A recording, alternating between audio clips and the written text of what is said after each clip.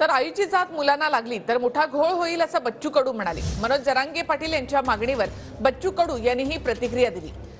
आपली पुरुषप्रधान संस्कृती वडिलांची जातच मुलांना लागते असं बच्चू कडू म्हणाले। तर बच्चू कडूंनीच लिहून दिलं, त्यांच्याकडून अशी अपेक्षा नाही असं जरांगे पाटलांनी म्हटलंय। सगळे सोयरे घेता येईल असं म्हटलं होतं, पण तसं पाहिलं तर ते थोडा अडचणीचा विषय आहे। कारण आता रवी राणा हा ओबीसी आहे, त्यांच्या पत्नी मिसेस नवनीत राणा ह्या SC मध्ये येतं। आता तिची जात बदलूच नाही शकत आपण, नवनीत राणांची जात नाही बदलू शकत। तर असा हा मोठा प्रश्न आहे। त्यामध्ये कुठेतरी आता कशा पद्धतीनं समोर जाता येईल, कारण पुरुषप्रधान एकंदरीत आपली संस्कृती आहे।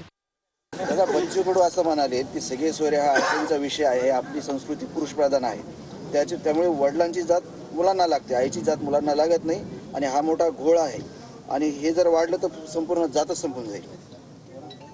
ते शब्द लिहायला होते, मला वाटतं त्यांच्या कोणी अपेक्षा नाही, एवढा शब्द त्यांच्यासाठी। अच्छा, बच्चू कडू पलटले का?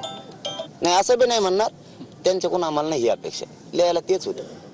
त्याच्याकडून अपेक्षा काय? खरं आहे ते बोलावं बस, भाऊनी या ते पुढं काय व्हायचं होईल, खरं आहे ते बोला।